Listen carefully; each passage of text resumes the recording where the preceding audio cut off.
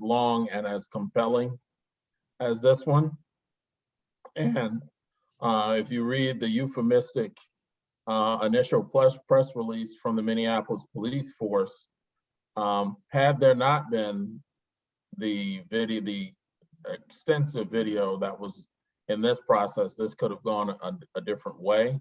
But the video is like, now there's no sport, not even soccer can you have sport now without a video replay. So yeah.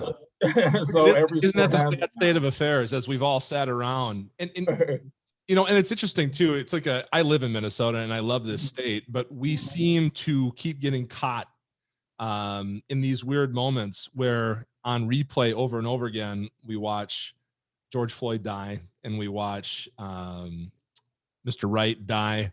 But I think that you're right, that certainly the proliferation and the ubiquity of cameras, that they are everywhere, seem to capture these moments in a way that allow us to get a glimpse, because these are things that you only read about. Eddie Murphy used to have this shtick where he's like, can you believe this? Negroes are getting, whipped up like hotcakes in the South. As someone in the North, you simply wouldn't believe it because the video didn't support it. So you're able to chalk this up to, it couldn't possibly exist. Exactly. I read about it in Time magazine, so there must be a truth to it. But now these cameras are everywhere, and we see this brutality in 4K.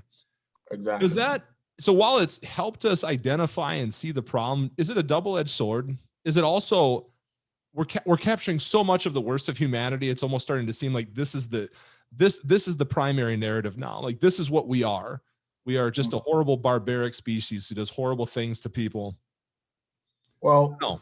Unfortunately, there is a sense of voyeurism in our society now, where if you see the things on YouTube and other such outlets, everybody tries to get likes on their page or views on their page or whatever it is, and there's more and more outlandish things represented out there.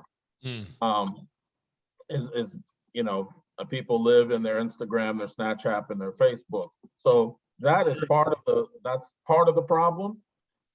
In these incidents that, the George Floyd case, the Chauvin case, the Philando Castile case, yes, all of which occurred in Minnesota, those have been in the most gross extreme things that you could ever watch. And as you and I have talked, there are bigger issues at play than what those few minutes of video actually record. There are demographic, societal, and regional factors that have brought a lot of these interactions to their unfortunate end.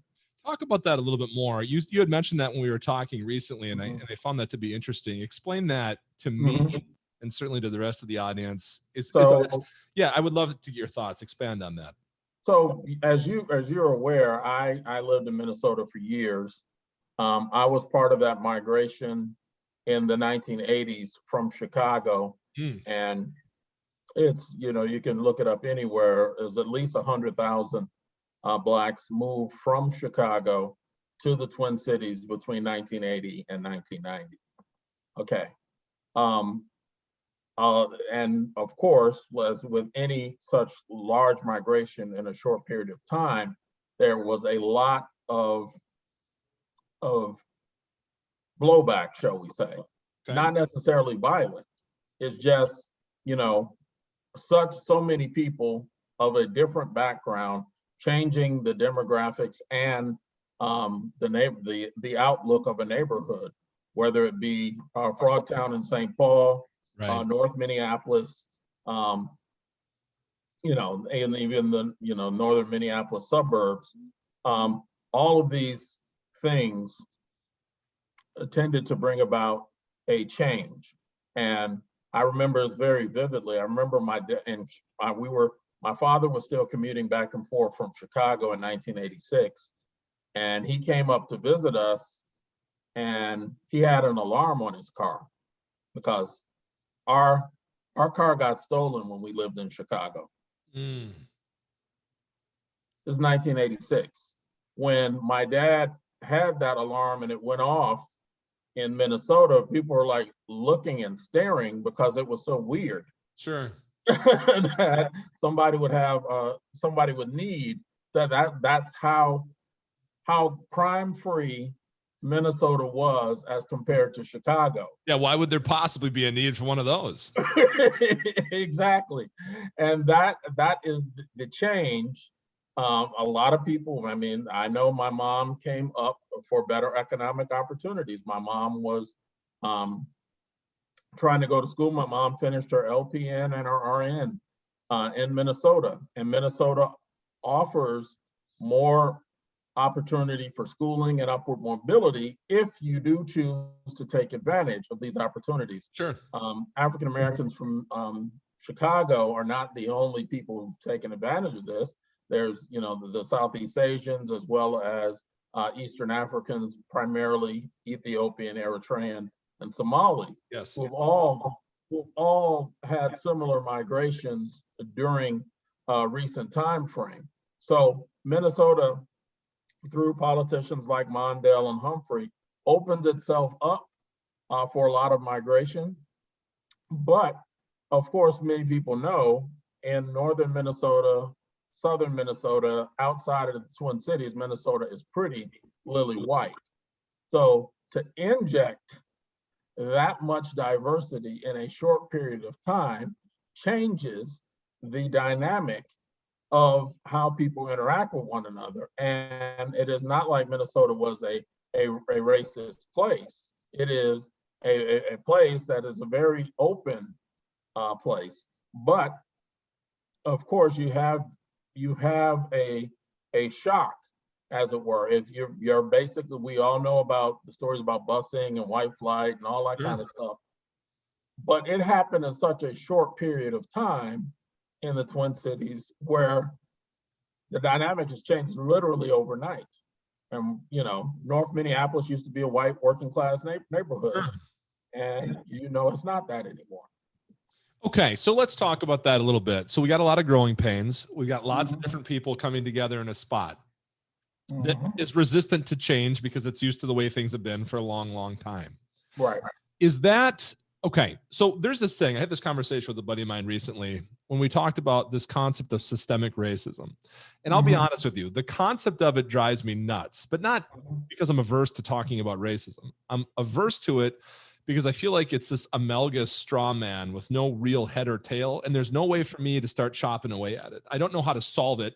Okay. I don't know the particular problem. So talk to me about, is this a symptom or like a root cause or a part of that systemic racism when we talk about taking people from one place, introducing them into another? They obviously look different. They might have a different culture, a different way of doing things. And there's not that, immediate gelling of these people. And then you get one group that's resistant to it. They leave. Maybe it increases the rate of conflict. God knows all the horrible things that come along with that. But is that, when we talk about systemic racism, is that part of it? And if that's the dumbest question you've ever heard, I apologize. Oh, I totally get where you're coming from. So I've had racist interactions in Minnesota. Okay. And the thing is how I was taught to deal with them. As you know, I'm a person of faith. And so no matter what, I was always taught to respect authority and not to be ever involved in any type of criminal activity. Sure. And that is part of it. So even though, for a part of the time my parents were separated, I knew if I ever did anything that was against the law, there was going to be more terrible consequences at home than I would ever imagine from any law enforcement. Yeah, you and I had that in common. Exactly. So I wouldn't ever think about breaking the law because I knew the consequences would be extreme. I'll tell you, I would be so scared to go home if I was in that position. I might ask him just to hang out. I'd be like, exactly. Is there anything I really don't want to go home? and that's the thing. The systemic racism thing, basically, I've had several incidents, okay? The problem is that you're always going to have those racist elements, okay? The unfortunate thing is if people reinforce through their own behavior those stereotypes, then you give people the ammunition that they're looking for. Okay. So for instance, yes, we know they're bad cops, but if you continue to put yourself in a position where you're going to have interactions with law enforcement, all you're going to do is reinforce the negativity that is already there. So go ahead. I was gonna say, so when we talk about that, that's an interesting point. So let's ask, I always hate these big overarching questions, but I think they're a beginning to an end. Right. Do you believe that racism is pervasive in the police department? Now, I know that you've made that statement that, listen, every city can be different, every region can be different, every state and city has its own individual problems and uniquenesses in terms of how races get along, opportunities, so on and so forth. But generally, when we talk about policing in America, is there, in your opinion, a pretty big issue with racism in the policing? I know the Minneapolis Police Department statistically and anecdotally has a problem. Okay. I never really had interaction with the Minneapolis Police Department, but I always anecdotally was always told to be aware and afraid. I even know Minneapolis police officers. Anyway, it is such a foreign concept to me. I'll be honest. And I'm not saying you're wrong, by the way, but this is where I think, for me, the eyes start to open up a little bit. I never had to have a conversation which my parents were like, if you get stopped by the cops, take extra precautions, make sure that you're doing this. For me, it was always the general thing: be good, don't break the law. If the cops pull you over, just do what they tell you to do. There was never this extra layer of danger. And it's always interesting because I'm always like, can that possibly be true? And then I talk to you and I hear the story again. So what does the conversation sound like? I mean, what is it like? What do they tell you? Do not raise your voice. Do not do anything threatening. And I've had multiple times I was pulled over, as I've said earlier. The thing is, and even if I was doing something,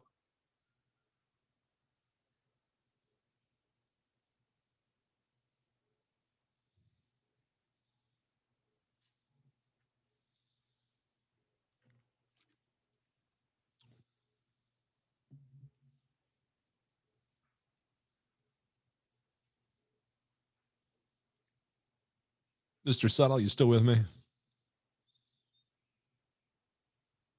I do believe I pay for Zoom. I did pay my bill.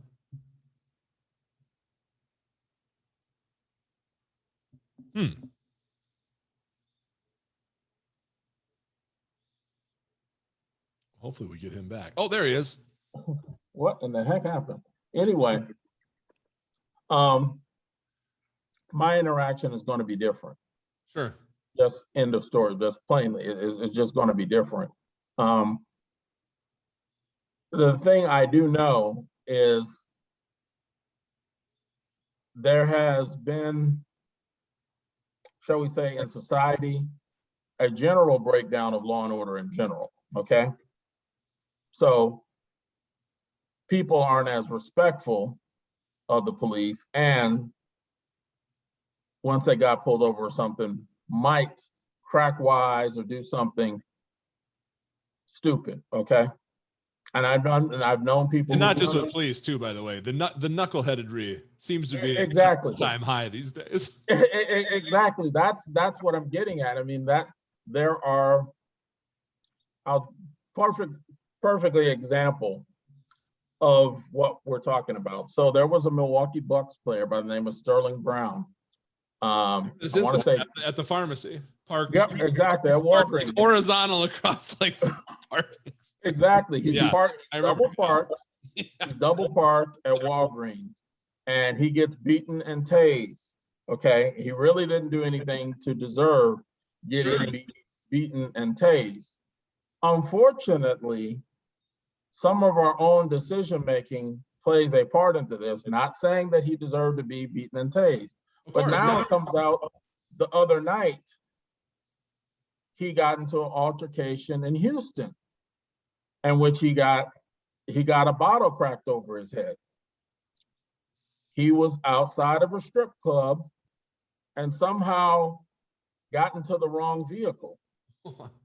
As one does. I'm sorry, Dave. I've never had that happens to all of us, Melvin. You go to the strip club, you have a few cocktails, you get into the wrong car. It happens. Exactly what I'm saying. This same individual, does he have thunderclouds over his head or something? It's like in the decision-making tree of like the angel and the devil, I think the angel just took a walk. He's like, I'm done. Just got one thing to just go to the strip club. It's good. It's fine. I mean, the thing is, get in the Miata. It's your car. You already had your fair share of things you don't want to be famous for. Sure. And you're a fringe player. You're not that good. You're basically like in the middle of the bench. Right. Listen, you're picking up the towels at the end of practice, and you're lucky to be paid for that. Exactly. So you would think you would have better decisions at that point, because the police didn't have anything to do with you getting a bottle broken over your head. Sure. You basically you're doing things that put you in a bad position, and that unfortunately, we can't put all of that on racism. Yes, there's racism out there, but why continue to put yourself in a position that's bad? So would we say that racism then is exacerbated by horrible decision-making? That's part of it. The other part of it is when we have to be as accountable on our own. Sure. But there is an entire, shall we say, demographic of young men who I used to be in the demographic, and my son will be entering that demographic. Both of my boys will be entering that demographic soon, of, what I call wannabe gangsters. People who've never been outside of a middle-class experience, but, want to quote unquote be hard, and have the paraphernalia of gangsterism and the clothes of gangsterism, but not the experience of gangsterism. You just described 3/4 of the Minnesota suburbs, my friend. Exactly. And a lot of white kids with two parents who are doctors who fall right in that category. Exactly. And this is the type of thing that is cool to basically look unkept. And it's like, okay, profiling, I know racial profiling is out there. Okay, I know when I'm getting my plates run. Sure. But I do everything in my power, not to saying it's going to be 100% effective, but I do everything in my power to avoid a negative situation. Well, okay. Sure. But there are some people who have not been trained, socialized, or whatever to help the situation. And then unfortunately, there's too much gone into coddling these people. I had a conversation I had with a mother, okay? African-American mother, African-American boy who is currently incarcerated. He's doing 6 years. Why? Because he thought, and he and his buddies thought it'd be a good idea to set up an online dating profile and to have a fake dating profile. And when the guy shows up for this girl, they're gonna rob him. Yeah. It's like, okay, and one of them had a gun, so legally that means all of them had a gun. Armed robbery. Exactly. And you're going down for what?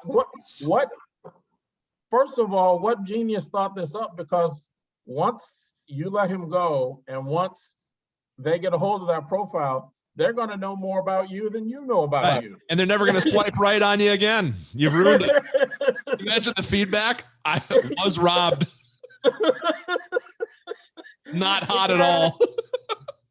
But this mother was trying to say what he did wasn't that bad. I'm like, okay. Oh, come on now. Hey, exactly. I was like, okay, I'm actually having this conversation with you.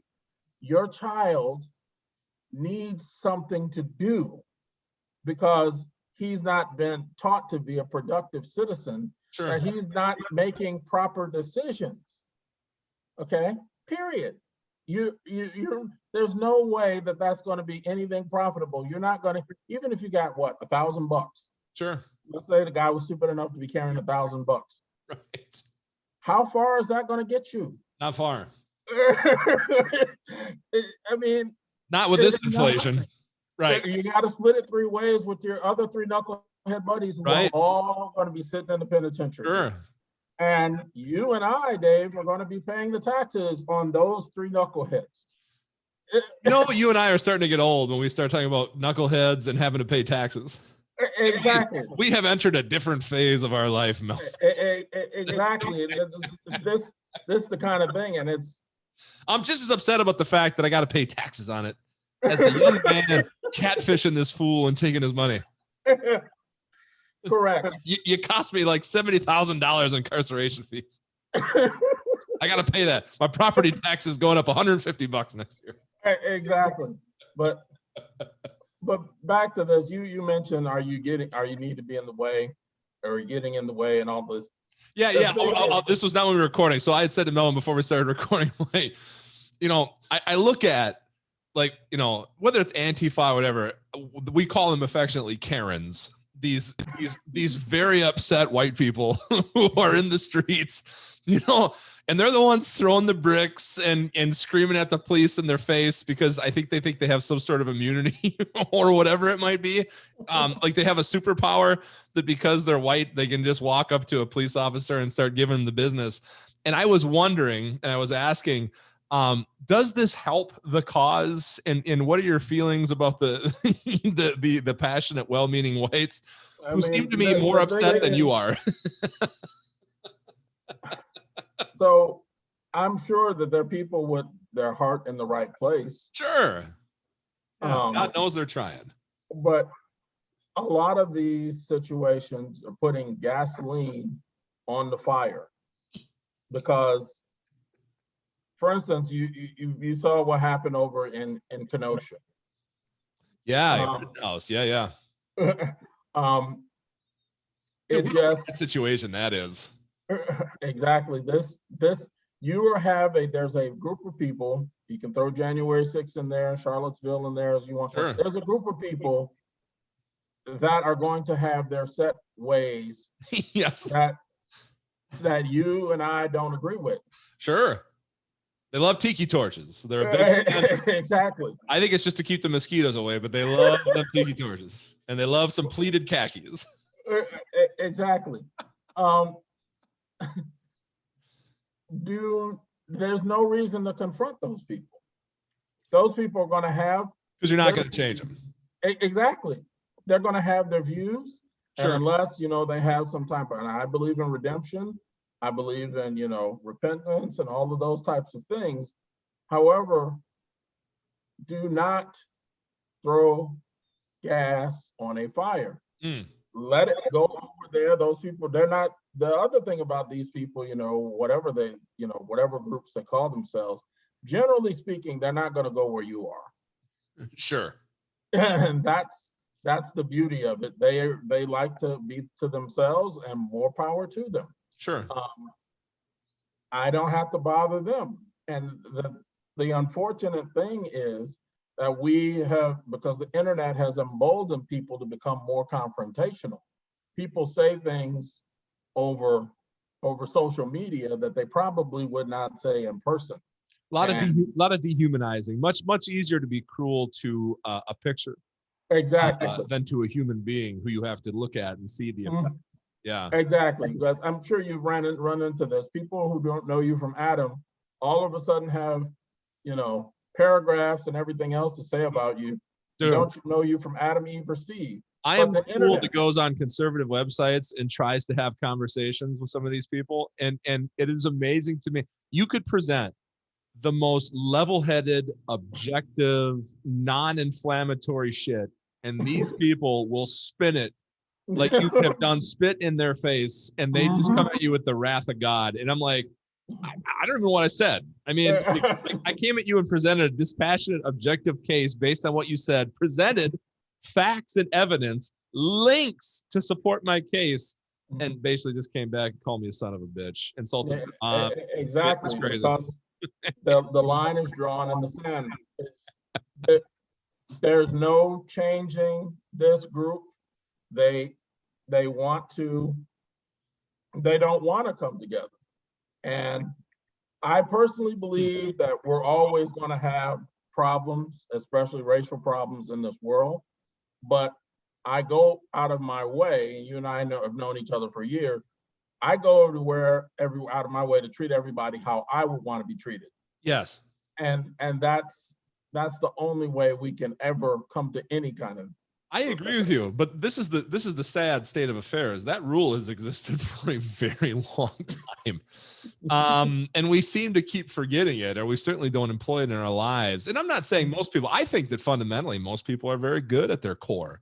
But to your point, when you have a lack of opportunity, and I want to talk about that a little bit, when you have a lack of opportunity, when you don't have two parents at home, when your choices are not good ones, sometimes even the best decision is still a bad one. And I'm wondering, is there hope for the future when you look at your sons? And I don't know how old they are, but I think what, 17, 1? 13 and 9. 13 and 9. 13 and 9. Okay. So 13-year-old starting to come into his own, entering that initial stages of manhood, trying to figure out who he is as a person. When you look at that and you see the future for them, are you optimistic? Or are you scared? I mean, where are we at on that? I'm terrified for mine. I got a 9-year-old. And I basically I'm pretty much the same place you are. The thing is that because my son has, more opportunities than I did, sure. I can put him in enough places to where he's not going to be, so we say, in a bad situation. Sure. But I see the overwhelming number of his peers that are not pushed. I'll tell you another situation again. African-American child whose father told him, don't worry about doing good in school because you can always get a job as a cook or something somewhere. I can't believe that. Seriously. And I'm like, okay, see, this is the problem, because there's generational low norms and low expectations. And whereas I would literally get we call it a whooping, because we would say spanking. Spanking is entirely too kind of a word. I picked my own switch a couple of times. Exactly. I would get a whooping for a C, okay? It would literally be grounds for serious punishment for getting a C. Wow. But I'll just tell you another story. My grandfather, even though my mother's family was very poor, sharecropping existence in the South, my grandfather would never accept what they used to call relief, or welfare money. He would not accept it. Yeah. Now, people will call him stubborn and selfish and all of that kind of stuff.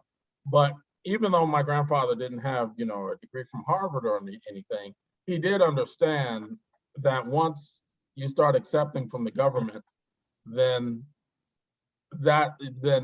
basically once they give it to you, they can also take it away. They'll be able to control what you and yours do. And so we've had a situation in our community where there's generational low expectations. So basically you've had more than one generation who has had, received welfare payments, benefits, and all of that kind of thing. And they do not expect to do something greater. So does that get worse as the generations go on? Exactly. Because if you if your father, and again, these, I'm not going to mention names, but these are situations I personally have observed. Sure. If your father is a dope dealer and he's been in and out of prison, you've never seen him, and then these are the type of men that your mother runs with, and that you basically have no adult positive role models. Okay, when I say positive role models, I mean people who are actively in your life and not people on television. You're not going to understand that dealing dope on the corner is a very stupid thing to do. It's just stupid. It's the norm, right? But that's your reality. Right. You don't know any better. And so, and basically how I raise my sons is my sons see me going to work every single day. Just like when my dad traveled, I knew my dad was somewhere at work every single day. Okay, period. End of story. There was no my dad running around doing this, that, and the other. There was never that. So, but we've had generations now who've not had any type of stable family life, and even if they weren't in the system, shall we say, their family life has been objectionable. I want to say Green. I can't remember his first name, but the young man, the African American who was convicted of killing Michael Jordan's dad. Oh, right, yeah. It was amazing. They showed his report cards as a kid. He was an A and B student. I mean, he was average like 89s and 90s. Okay. Right. But between 8th grade and high school, he had changed schools 13 different times because that's how unstable his family was. And so by the time it came for him, he said the only positive role models he had was rappers. And he's actually, he's very articulate. Look him up online. But he said, and he wants to become a lawyer if he ever gets released. He said the guy who was who spoke at his sentencing phase was the first time he saw a positive role model that wasn't a rapper. This guy was 19 years old at this point and being sentenced to go to jail basically the rest of his life. And his life was so rough that really he did not have a way out. And so as articulate, because I see as bright as he was, he did some stupid things that you and I would never be driving around in a stolen car. Right. Period. And even though he wasn't, it's been proven now that he was not the trigger man. And it's been proven that that was a corrupt police department that more than a dozen officers ended up getting fired, basically, from that jurisdiction. Which police, was this in Illinois? This is Michael Jordan's dad died in North Carolina, South Carolina border. Oh, okay. So anyway, long story short, he allowed himself to be videotaped with Michael Jordan's father's jewelry and things that were from his car. I've never been in a stolen car in my life, and I don't plan to be. Well, but again, getting in the wrong car after going to the strip club all night resulted in a bottle across the head. Exactly. Yeah. The thing is, I'm not making a value judgment on him. Sure. However, when you have generations of people who have not seen hope, not seen positivity, there is going to be a level of despair. And now, again, he's in the jail the rest of his life. He made some stupid decisions, and now he's done. Denzel Washington said something really interesting in an interview. It was for a movie he did where he plays an attorney. I can't remember the name of the movie. I watched it. It was pretty good. But I've always liked Denzel. I grew up with him. And the guy was asking about, systemic racism and policing in America. And you know, how can we make effective change to the system? And Denzel Washington's response to this is you got to start in the home. Exactly. And he asked this fundamental question. He goes, where was his father? And where was his father's father? And we need to go back. Again, I'm not going to speak like I know much about this, but I am going to ask the question because it's something that's in the public domain. When we look at, and I will say, I grew up in a situation, my parents were divorced at a young age. My dad was incredibly abusive, and did a number on me to the point that it took me a long time. I mean, I had positive role models around me. I had grandparents, I had friends' dads. I had people that I could look to and see aspirationally where I wanted to go in my life. But I still, even with those positive examples, had such a hole and a void left in me, a rot from what my father did to me that took me years. And I still struggle with it. There are things that I still have to re-examine and go, did I respond the right way? Am I getting mad about this for the wrong reason? And I have to go back at that and think about it. And again, that's with access to the counselors and the positive people and good schooling and good opportunities and some stability at home, and as it pertained to the way my mom conducted herself. But whenever I see, and this is what I'm always curious. So when we talk about racism, we talk about race, I know many lost boys who were white. I know many lost boys who were Hispanic or Asian. It didn't seem to matter the color of their skin. If they had an abusive dad at home or dad wasn't around and they, and mom was working 3 jobs just to pay the bills. And I grew up in an area like that. Those kids found other people like them and they gravitated towards one another. And because there wasn't that structure and because there wasn't those opportunities or those people to look to model themselves after, they found other ways to fill those holes and voids. And it typically wasn't good. So I'm curious when we talk about that, and again, sensitive question, I'm not trying to, upset anybody, but does Black America have a problem at home? Yes, we do.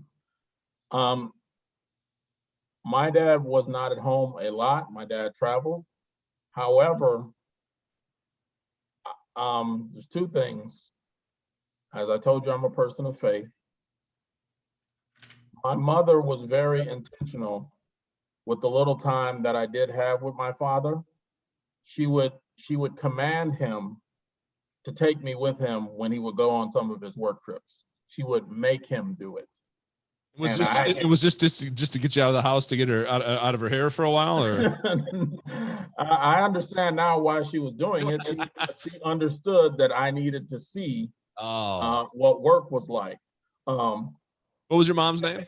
My mom's name is Martha. Oh, she's still. Oh yeah, my parents are both still alive. That's awesome. But the other thing that happened is, besides, obviously my praying mother, my mom and my family was very intentional. They saw me say going sideways, as it were. They basically had family interventions where they basically would not allow me to go sideways. Okay, I was suspended in 7th grade. I was suspended 3 times, but again, I was in private school, so it's not like the situation. Again, I was private schooled all the way up until 11th grade. I only have 2 years of public school in my life. 11th and 12th grade at St. Paul Central High, the only public school I've ever been to in my life.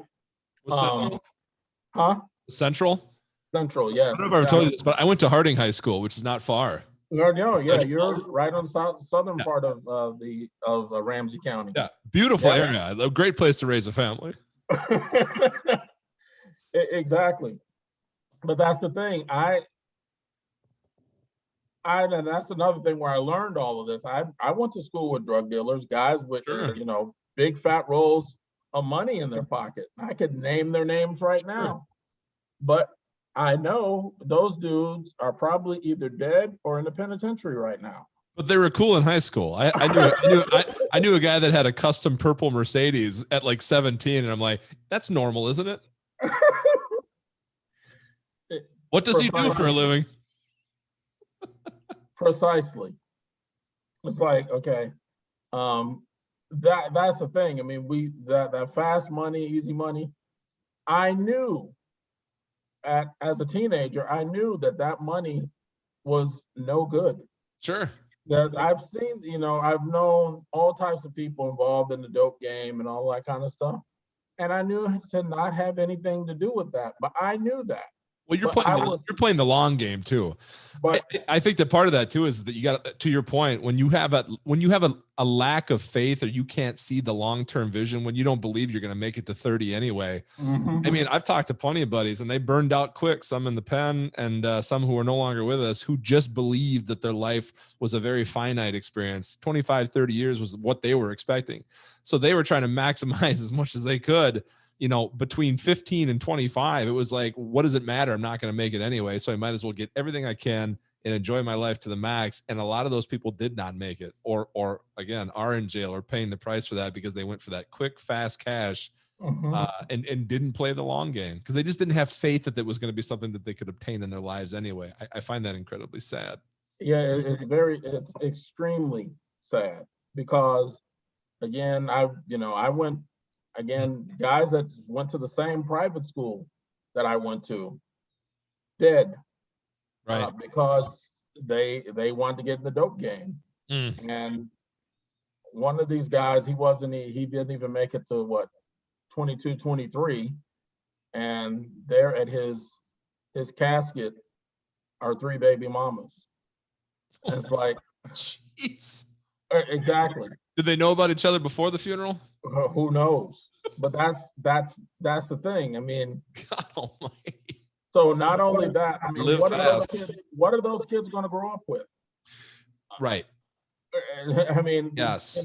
What's the true cost? Because there's the cost to yourself, but then there's the cost as you pay, as it passes forward, as it carries forward through time. Now you've got multiple kids who grow up without a dad. And what does that do systemically? What does that do when you quantify that out amongst the people? I've read numbers, and again, I don't know this for sure. I'm pulling numbers out of my butt here, but I've read numbers that the single parent rate in the Black communities is somewhere between 60 and 70%. And that blows my mind. Well beyond 50. Wow. And that's the point where, again, we live in a more entitled generation. Sure. So also less patient. Exactly. So it's instant gratification time now, babe. My son, who has 2, working parents, he demands to have a certain amount of Jordans all the time. Now, exactly. You laugh, but this is no. I'm making a mental note to never tell my kids about Jordans. Exactly. They don't exist. Exactly, they don't exist. But that's the thing. I mean, so you have mothers who really, who are doing the best they can, whether it's working minimum wage or whether, whatever it is, sure, to provide. And they do not, and their kids have not seen the value of either having a stable home because they've never been exposed to a stable home, B, the value of hard work because they see their mom, working themselves to death, and they don't have as much as, the drug dealer up the street. So all of these things are playing into a consistent level of inequity. And then they say the only way out is basketball or dealing dope or rapping. And my son, who believes he's going to be a professional basketball player, I tell him, even if you're the greatest player of all time, say you're the best player in the state of Florida, you still have a less than 1% shot. Right. And then even if you make it, you still need to work your butt off. Exactly. Even if you make it, there's nobody saying that your knee is not going to give out. Right. So, exactly. So all of these things. And I had an uncle that had a tryout with the Boston Celtics. So my uncle Melvin Suttle, Wisconsin Basketball Hall of Fame. Really? Yes. University of Wisconsin, Milwaukee. Yes. So was he playing with oh God, I can't believe I'm blanking on his name. The all-time Bill Russell and those guys. Bill Russell. Did he? He was a generator. Bill Russell, I believe, was coaching at this time. Oh my God! And this is the team that had like JoJo White. He actually describes JoJo White is NBA Hall of Famer. Wow. He's actually playing against these guys in practice. So yeah, How'd that work out? Did he not make it? No, he didn't make it. He basically he did make the squad, and it's not like today where you continue to bounce around or go to Europe. This is the 70s. Right. Either make it or you didn't. There was no European league to go play in. Exactly.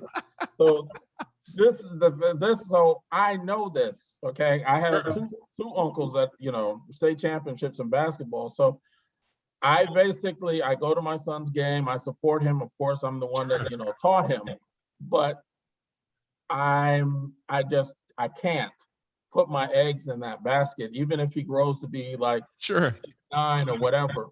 I just can't go there. But you got to hedge your bets, though. So you got to go to those games, because if he does make it, I mean, talk about reaping the whirlwind. Exactly. That's a good one. You got to be there for that windfall. Exactly. I hope he makes it for both of us. I mean, I'm gonna get real. If he's good, I'm gonna get real close to this family. Exactly, Dave. I'm your Uncle David. You know me. Exactly. These are the types of situations that we have. It's like, okay, and I know, and when my son, because again, this boy is 5'7", whatever. At 13, it's like, okay, son. 5'7" at 13. Like, listen, I don't know how much more you're gonna grow. Exactly. Maybe we get to 6 feet if we're lucky. Exactly. I know all of these things. It's like, son, that's all fine and good. But Spud Webb did it at like 5'8". It is possible. Yeah. Again, that's the anomaly that proves the rule. Yeah. Nate Robinson, he won the dunk contest too, but guess what he's doing now? What is Nate Robinson doing these days? Nate Robinson is fighting MMA on YouTube. I mean, didn't he play? Was he with the Spurs? He was with the Knicks. Oh, that's right. Okay. Yep. Yeah, probably making more money too. Again, that's the thing. He was very good, but it's not a long-term thing. Then again, I just want to point this out. Stephon Marbury was a bit of a problem child in the NBA, went to China. There's a statue of that dude. So it is possible to turn it around. It's possible to definitely turn it around. He's a legend in Hong Kong and Shanghai. He does. He's got shoe stores. He's got billboards with his face all over him. And I think at one point he had an option to come back to the States and play. And he's like, "Nah, I'm good. I really enjoy it over here in China." Yeah, he's totally cool over there. Yeah, doing well. Back to the serious side of this, there is a problem in our communities, and policing has to change, but the police, at one point, are the police going to be overwhelmed because the laws were written at a time when, most people had an expectation that the law was at least decent. Not everything was equitable for everybody, but as you know, times have changed. We're not in the 1950s anymore. Dynamics of communities have changed. Our social interaction has changed. I mean, I still can't believe we had rioters in the Capitol building, but right, these things have happened. And so my expectation for my children, my expectation for me is I'm going to be a law-abiding citizen, period, to the best of my ability. And I have to help others that don't have the opportunities that I had. Okay. And I have to go, out of my way, because again, it's everywhere, it's ubiquitous. I have to go out of my way to help. I mean, I talked to the principal of my son's school a few years ago, and she was taking a couple of kids home, and the school provides breakfast and lunch for the kids. This is private school. And she just offhandedly asked the kids what they were going to have for dinner. And basically, the kids never could describe having dinner. they could talk about having hot pockets. Again, this is current time. It's like, okay, I look back when my mom would give us dinner every single night, and it wasn't, 4-star meal, 4-star restaurant or anything like that, but it was a quality balanced meal every single night. Did you eat together? Were you at a table? Well, when my dad was home, we would all eat together, and Sure. when my dad was on the road, it would at least be the three of us eating. But you were eating together with no, exactly. and I assume at that point there was no iPhone for you to be glued to. I mean, you were actually talking and communicating with each other. Maybe talking. Exactly. I mean, we might want to wolf things down so we could watch something on TV. Sure. But for at least 5 minutes, your mom had you as a captain. Exactly. That's the thing. We ate dinner. My mom cooked dinner every single night, and these kids basically did not know what the principal was really talking about. Oh my God. And it's like, okay, this is happening in America. Okay. Yeah. This is happening all over, man. Kids go home, and the principal was telling me that she knew for a fact the way the kids were eating. And another way this came up is because my son was in the after school program, and he was having a problem for kids begging him for his snacks, because I would pick him up at 5:30, and he of course hadn't eaten since lunchtime. But so I would pack him. In a private school? In private school. Now what has happened, Dave, and this is why people don't realize what they're signing up for. Yeah. The state has offered scholarships because they kind of thrown in the towel as far as public schools are concerned. So they offer scholarships for low-income families to be able to go to a private school. So the states have lost faith in the public school system, and instead of trying to fix that, just look up vouchers. Oh, so the voucher system basically is saying, listen, the public school has failed you. Yeah. Let's get you into a private school where there's at least a better structure in place to educate your kid. Exactly. Cool. So are we just lost? I mean, it sounds, so are we trying, is this like the Titanic? It's going down, and we're trying to get as many people as we can on the life rafts, and the rest of us are just going down. I mean, what is the future, man? Where do we go from here? I don't have an optimistic view of the future. This is coming from a man of God, people. Exactly. Well, exactly. I am a minister. I'm not speaking for the church right now. I'm speaking for myself. But on Sundays, I think everything's going to be all right. But right now, I'm going to be honest with you, man. No, it's not looking good. I don't teach that any day of the week. I go to church on Saturdays. Oh, nice. Okay. I do not teach. I don't teach everything's going to be okay. I teach that you do the best that you can to help people.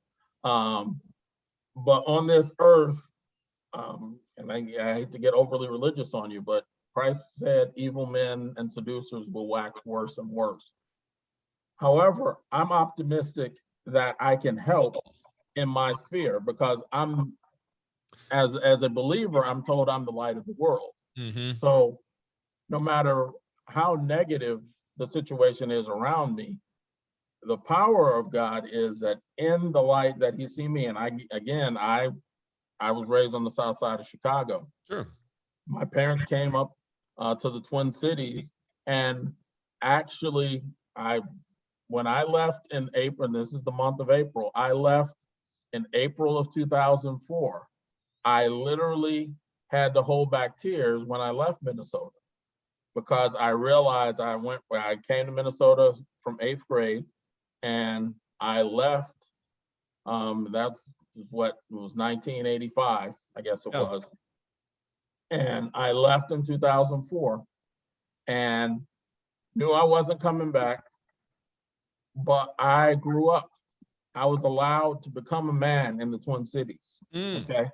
I went through, my first girlfriend and all of those types of things that you go through as a young person. And then when I came down to Florida, I was engaged.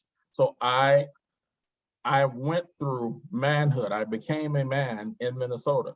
So I know a lot that's going on in the Twin Cities where there's the strife in Minneapolis or St. Paul to whatever extent. I know it's difficult. It's not easy, but it is possible.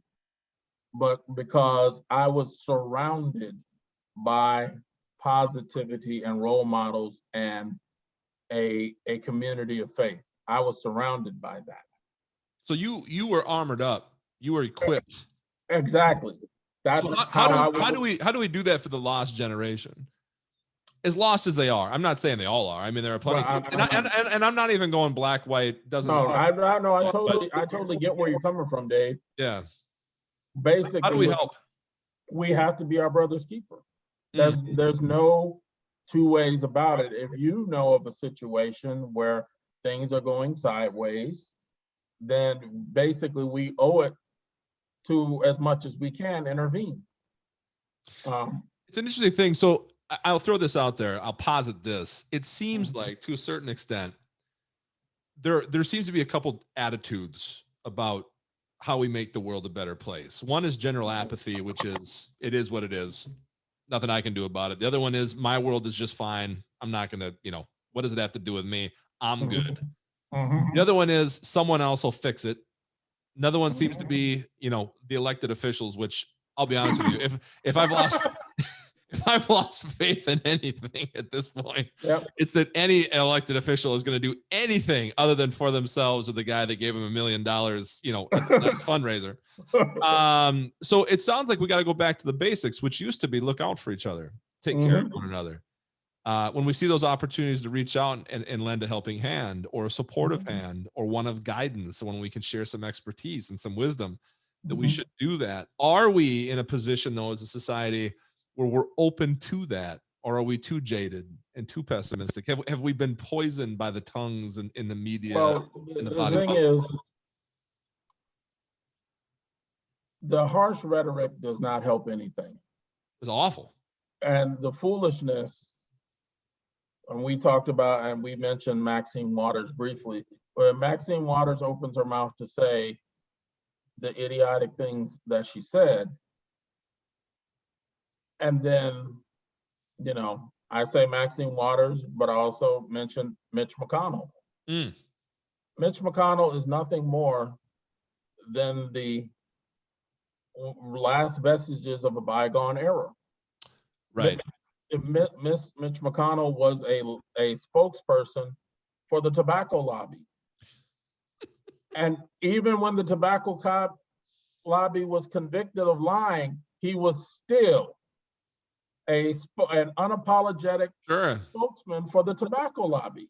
This, again, literally, if we want to call right, Mitch McConnell is basically a paid spokesman for mass murderers. Sure. That's basically what it boils down to, because then he went from cigarettes to guns, right? It was like the tobacco to the NRA. I mean, again, he used to teach in his political science class in Louisville at I believe the University of Louisville. He was a poli-sci teacher. Yes, exactly. That politics is about money. Is he wrong?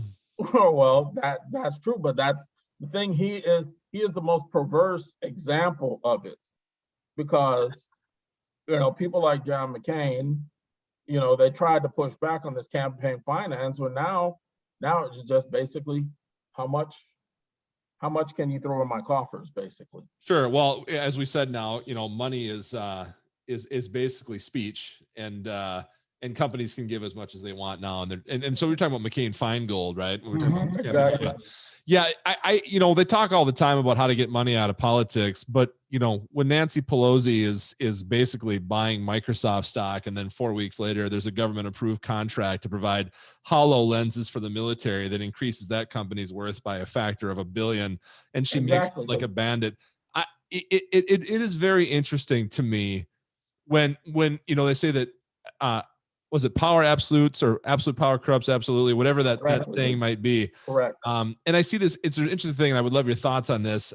with Black Lives Matter, you know, maybe a noble undertaking. I sometimes question the tactics, but I was reading recently that the founder of that just bought like a home in a gated community, like the Dominican Republic. Like, so it's the same business model though, right? It's like, well, here's the thing. Let me go publicly on the record. Yeah. Obviously, that 3-letter phrase, Black Lives Matter, as obvious and as almost trite as that phrase is, I cannot in any way support that movement. Why is that? Their letterhead, they're Marxists, and they write on their letterhead says that they're against the nuclear family. Now, Karl Marx said, she's the founder of that is a lesbian. I believe both of the principal founders are lesbian. Karl Marx said, religion is the opiate of the masses. Sure. And I am an ordained minister of the gospel. So I cannot have in any iota any association with the Black Lives Matter movement, as much as I obviously believe Black Lives Matter.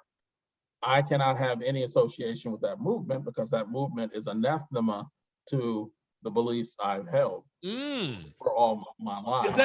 Is that a widespread belief in the church in general? Not that I'm saying the church is a monolith. I mean, I know there are very different flavors and tastes and disciplines, but is that a widely accepted that it doesn't? Some people, again, we have this in any strata of society, is like, if something gets big, and of course, people start to repeat things. And I'm a person that was always been taught to read labels. Don't just ingest it. You want to know what's in it first. Exactly. Right, some sort of communist, Melvin. You think you're better than the rest of us? Look at the packaging. Doesn't it look delicious? Just eat it. Yeah. Unfortunately, this society, it tends to package garbage and sell it as food. And that's the problem. I mean, this canola oil, high fructose corn syrup society tends to package things and sell them off as healthy. And it's no artificial flavor with high fructose corn syrup. Wouldn't it be great one day if you found out all the junk you've been ingesting for the last 20 years is one of the reasons we've got such higher instances of learning disorders, diabetes.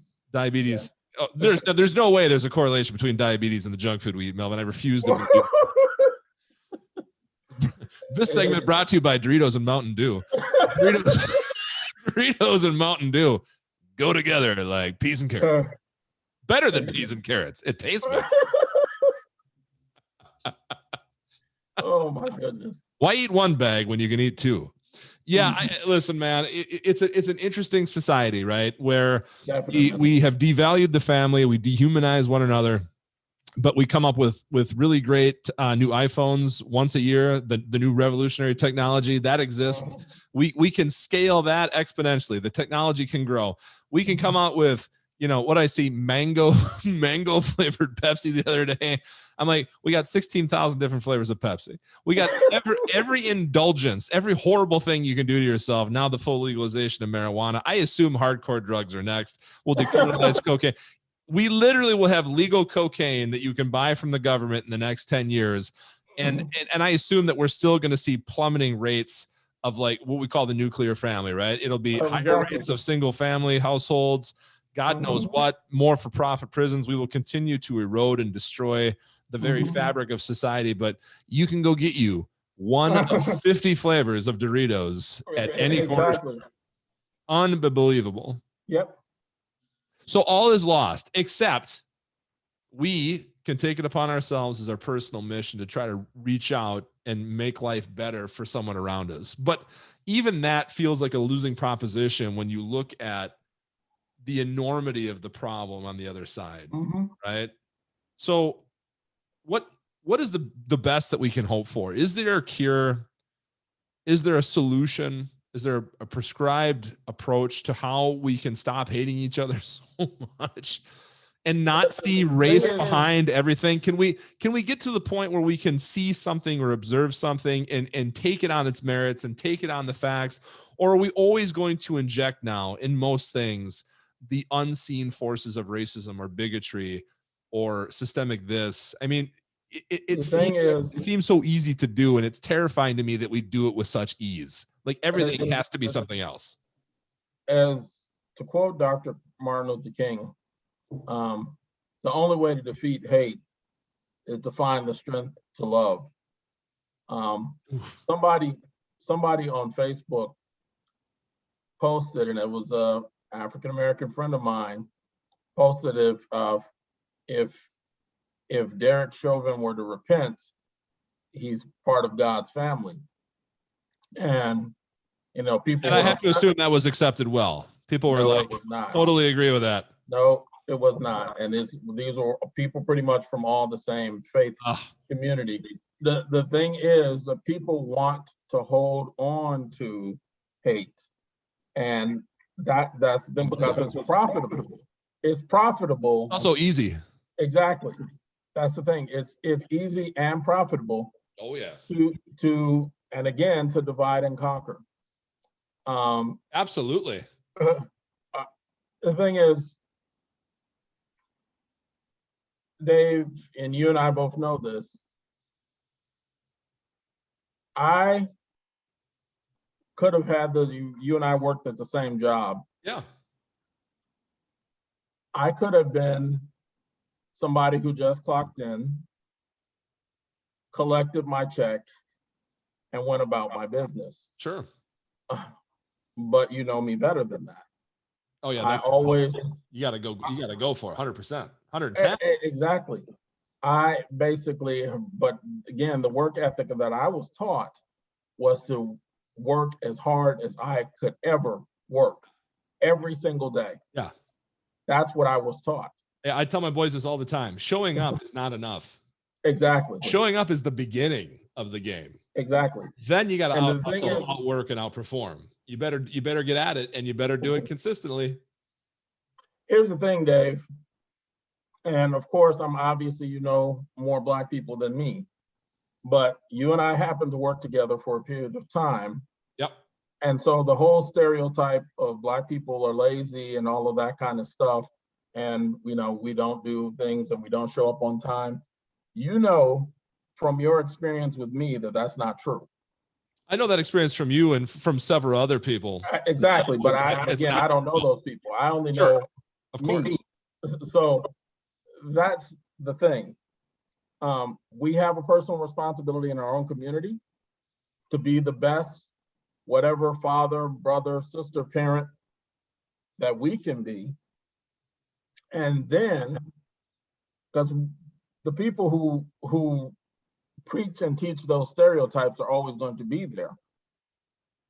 But when somebody like myself or anybody else 100% eviscerates those perceptions through our lifestyle and our life and the way we live. Lead by example. Exactly. Then what do we do with those cultural assumptions and those cultural shifts, or what's the word I want to use? Those cultural the perceptions that are out there. Mm-hmm. We destroy them. Okay. Sure. And that's the only way it can be done is through one individual at a time and one relationship at a time. So it takes hard work, takes dedication, takes perseverance, it takes a certain amount of grit. Now, let's talk about that in juxtaposition to a culture that, and I'm talking about our culture, all of us, right? I can hit a button on my watch and order a pizza, and that is literally all the effort I needed to put in to order dinner. Yeah. Or to literally put a fake dating profile up and catfish a dude and take his money. Like, and then the black things and the white thing. I mean, that's just a convenience thing. If it's easier to do a thing, most people do the convenient thing, right? Right. And the problem with convenience and the problem with ease and the problem with things like government assistance and help, I agree with you, is that it's like a hammock. And once you fall into it, it's very comfortable and it's very difficult to get out. It requires more work to get out than it did to get in. Exactly. And people don't do that very well. So how do we stress the tenets of hard work and accountability and perseverance when we have a society that is increasingly built around convenience and ease and reducing, any modicum of aggravation or challenge or difficulty?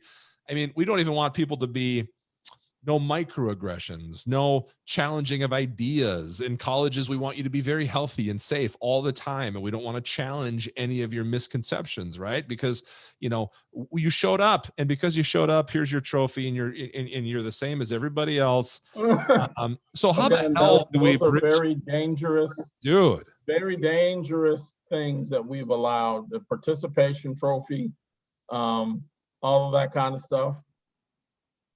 And it's not like competition is the end of everything. Sure. However, it shows effort. Okay. Yeah. It also gives you the opportunity that if you work harder than the other person, to see the results of that hard work manifest itself. This is what sports is great at. Doesn't matter if you're black, white, doesn't matter if you're poor or rich. It really is it's your ability and your work ethic all come on to display at the same time, and it showcases. And that's why we worship those people in that upper 1%, because they are literally physically and mentally like the toughest of us. Like, and we look up to that, like, wow, as a species, look what we're able to do when we work hard enough and really are blessed with some pretty amazing physical attributes. Exactly. Yeah. The thing is, again, we all, eat, to some extent from agricultural products. It doesn't happen unless that farmer plants the seed. Sure. And tills that soil. It just doesn't happen. It just you don't get Doritos without corn, Melvin. It's one thing I've learned. and that's the thing. Hard work, it has to be part of everybody's background, shall we say. Well, it used to have to be. Right? Exactly. You had to work, or else you died. I mean, you needed to eat. You needed to plant your own food. I mean, there wasn't a lot of sitting around and going, I'm really upset about so-and-so today. It was like, get your ass up. We need to go harvest the crop, or you need to go find something to shoot and eat, because you got a hungry family here. There was not a lot of time to think.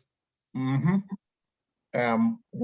right. We live in a society that feels entitled and wants to be pampered, and basically getting a lot of likes on my Instagram and my YouTube. Social media influencer. Exactly. I mean, and social media, there are good things with social media, sure. But there's more to life than that, and that's the thing. There's more to life than that, and yet most of us, I think, are beginning to embrace this synthetic form of life. And certainly one that's not based on reality. We look at how people live, which is a highly curated collection of photos and phrases that most of us do in an effort to present the best versions of ourselves. But, when we look at that, it's not truth. It's not life with all the warts. It's the fancy dinner. It's the new car. It's the vacation. When if you were to compare your life against people on social media, it'd be fantasy land. You'd never be fulfilled. You constantly feel like you weren't doing well. It's not like people are waking up and going, had a bad experience last night. I ate some bad Thai food and now I'm paying for it. It's not like the unattractive photo of you the next day with bags under your eyes and, hey, fought with the wife last night, or stubbed my toe, or yelled at my kid. Nobody talks about that stuff. It's only the best parts of yourself, the highly curated, hand-selected moments. And I agree with you that social media does a lot of good things. I think it does a lot of horrible things. I think that it presents an opportunity for people to find like-minded people and exist in an echo chamber where, again, their misconceptions and their beliefs are never challenged. And it's a huge opportunity just to absorb fake news, whether or not, and I'm not even going to get into what the rabbit holes of those conspiracies are, but the fact is that people have lost their minds. And what Roger Ailes at Fox News was an expert at was this. He said, cool, so everybody watches the news and it's basically the same thing. I need to start scaring like the 35 to 55-year-old white people because they have all the money. So I'm going to scare them with immigration. I'm going to scare them with Arabs. I'm going to scare them with all this shit.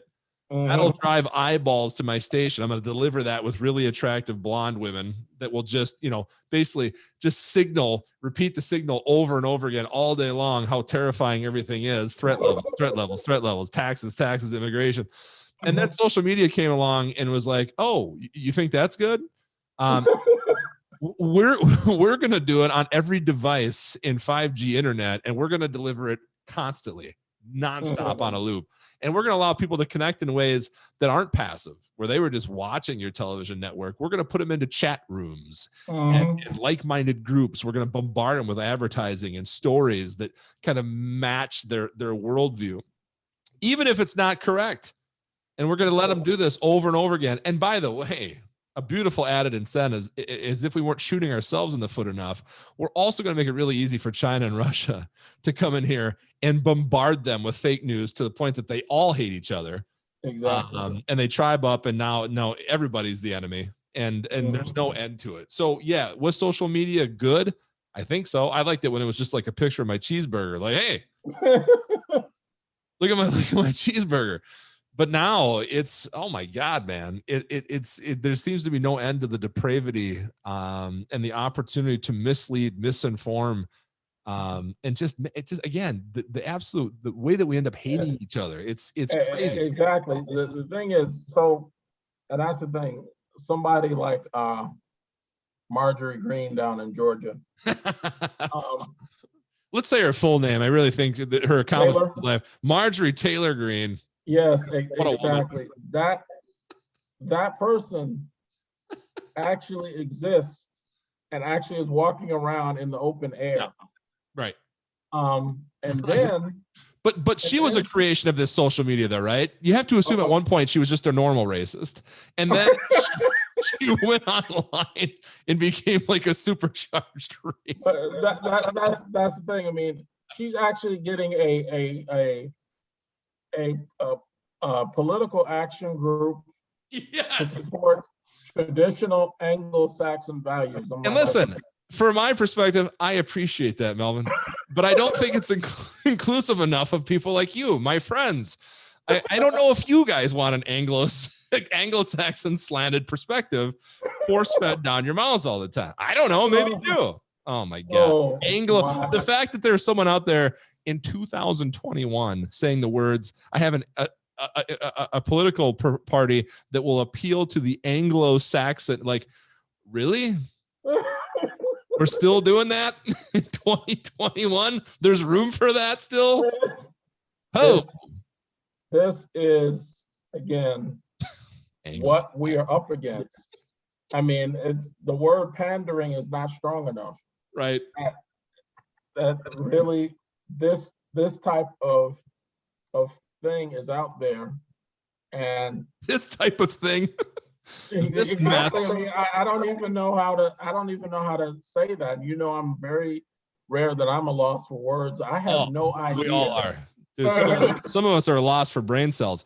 It is though traps though too, right? And I feel like we fall into these. We get stuck in these traps, like the Anglo-Saxon thing, even potentially like the Black Lives Matter buying houses. I don't care if you buy a house in a gated community. If I had $4 million, I'd buy a house in a gated community. More power to you.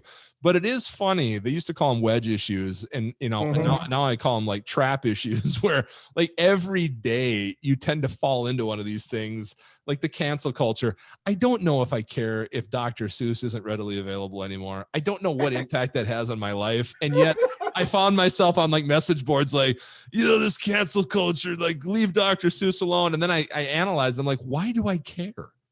If Dr.